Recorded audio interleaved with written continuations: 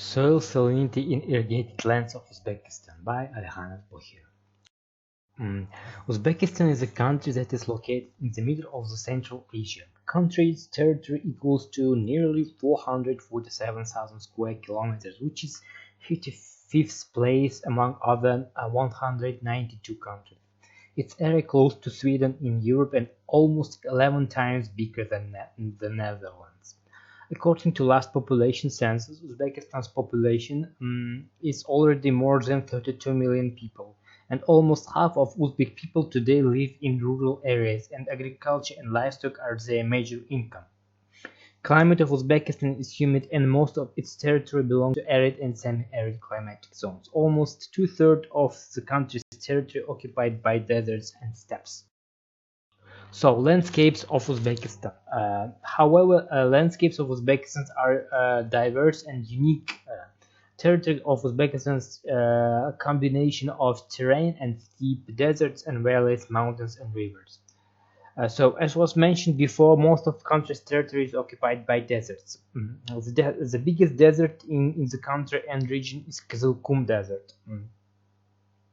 Which is situated in central and northwestern region of the country. It is the 15th largest desert in the world and totally occupies more than 300,000 square kilometers of land.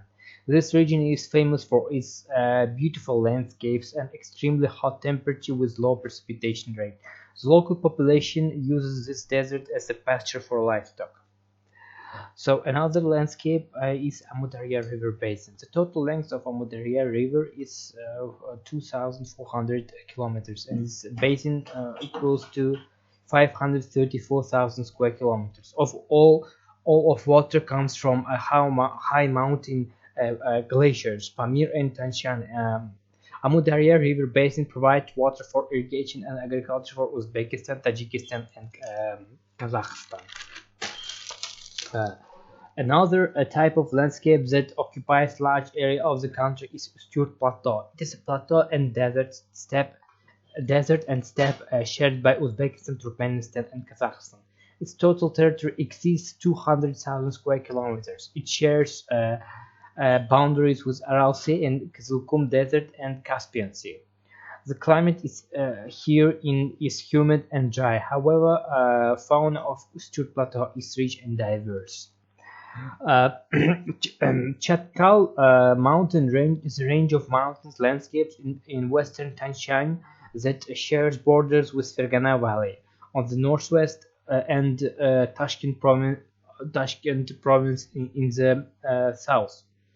The total length of the range is 225 kilometers and 30 kilometers width. This mountain range is composed by limestone and granite and situated in northwest eastern region of Uzbekistan.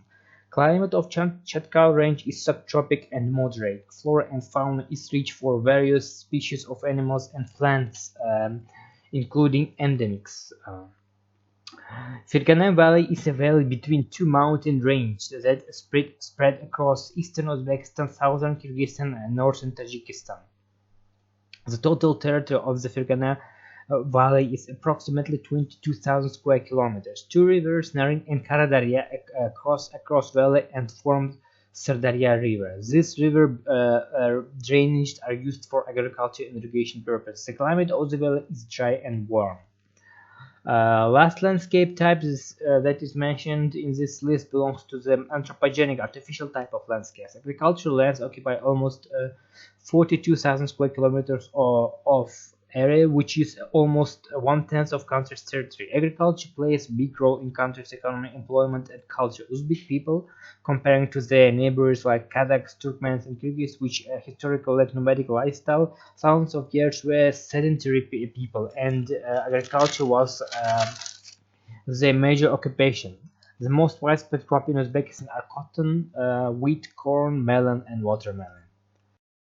On this map, you can see land use and land cover of Uzbekistan based on MODIS satellite image from 2008. Major land cover is deserts and steppes, which are used for pasture for livestock. Irrigated lands are situated in Fergana Valley, Tashkent Province, Sirdarya Province, Samarkand, and Jizak provinces in the south, and Khorasan Province in the western part of the country. Both rangelands, including deserts and steppes and agricultural areas, are under land degradation, including overgrazing, erosion, and soil salinization. So on this slide you can see this soil map of the country made by Rahmatullah. The central region, this region of the country is dominated by sandy soil in Kizilkum Desert. In western region, this region is a desert type of soil predominant in Ustur Plateau. This region is Ustur Plateau. In eastern part of the country, there are various types of soils, including xerozones, chestnut brown, and hydromorphic soils. One of the biggest challenges that country faces today is water for irrigation. Almost 80-90% of water in Uzbekistan is today for irrigation purposes. As far as country's climate is humid and dry, most of the water fastly evaporates, and only small amount is absorbed by crops. The water that is used for irrigation is taken from river basin of Amudarya and Narin and Karadare, and hence are rich in salts that accumulate on the surface of the land. Many irrigated areas of Uzbekistan are prone to salinization that varies from slow to very high. This map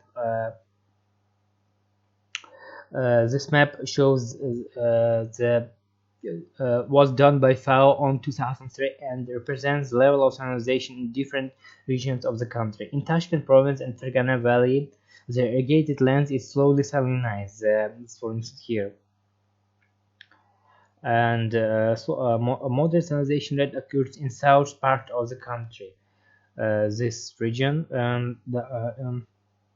while highly and very high salinization lands are affected by Sirdarya, this region, and Khorasan and Karakkal Pakistan provinces. This is an example of extremely salinized land in Uzbekistan. According to Davir Loyeha, decreasing of cotton yield has high correlation with salinization rate, as you can see here on this figure.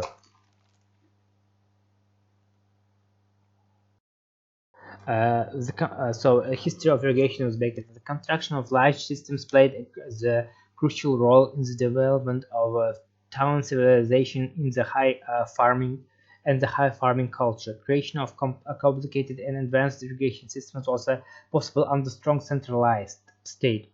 In the 4th BC, the area of irrigated land in the low reaches of Amudarya and Sirdarya rivers reached approximately 3 million hectares of land.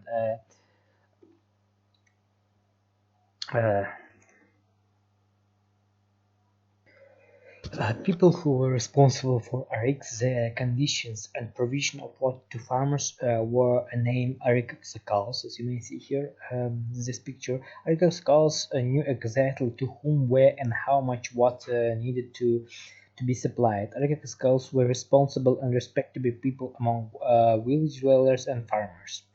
Irrigation and agricultural development in the Soviet period of the country was hampered by October Revolution and civil war. Land was nationalized. Independent farmers, dehkans, were destroyed as a social class. Instead, collective farms, irrigated areas were significantly expanded and modernized. New irrigation and agriculture areas evolved in dry and humid areas.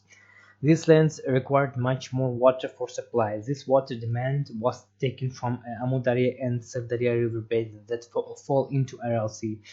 This led in its case to desiccation of sea basin and turning it to desert. Irrigated areas in their turn became highly salinized.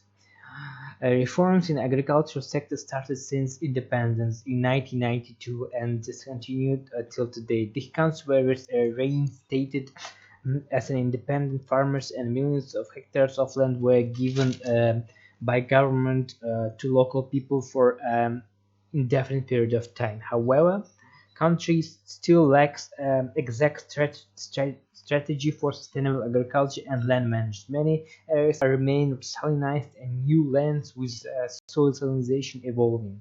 This leads to economic damage, fertility loss, and impact to farmers' incomes. Let's now discuss the role of stakeholders that are involved in decision-making process. In this graph, you can see two axes horizontal representing interests and vertically representing power of stakeholder. Highest power to decision making in the country have a government, including cabinet of ministers and parliament, and department of agriculture as well. Uh, However, the interest to solving the issue varies. If government is burdened by many other problems and constantly writes new laws, Department of Agriculture is more informed and worried about current land problems. Department of Ecology, in its own case, also has a high interest, but less power to solve problems. The concern of ecologists, first of all, focused on damage to soil, mineral structure, and biodiversity, and salinization of groundwater. NGOs like different ecological and farmers organization movements and Dehkans themselves have higher uh, uh, interest to comparing to government and departments, but not so much influence as they desire. Considering salinization remediation. Considering remediation of salinization, there are two types of solutions exist: political and technical or technological. Each of them includes several options that can be combined. As you can see here from this graph, there are three political and three technical or technological options. First of all, informing of farmers should be informing of farmers. Let's talk about first of all political options, and first of all is informing of farmers. Should be involved by decision making. This must include awareness of farmers about remediation measures and tools, salinization process and its implications. Most farmers know about salinization and its impact to crop yield, but this knowledge is only practical without scientific background. And most farmers begin to worry about salinization when it's already reached high levels. So precaution principle should be applied by state. Next political measure is subsidies for farmers for desalinization of land and sustainable agriculture. Farmers need some incentives to manage land properly without negative consequences to the environment. And the last political measure that is provided by author is empowering of farmers. As was mentioned on the previous slide, the accounts have small influence and independence comparing to their interests. In this case, more vertical approach should be involved, including self-mobilization, interactive and functional participation. Another type of measure is technical or technological measure. This type of tool also includes three instruments. First of this is the extra water supply for salinized lands. As was mentioned on this course, extra water will wash salt minerals from the soil, and with drain pipe below the land will transfer salinized water to collector, where it will accumulate. This water can be purified by water treatment technology and used again. Another technical instrument is drip irrigation that is widely applied in dry areas of the world like Israel.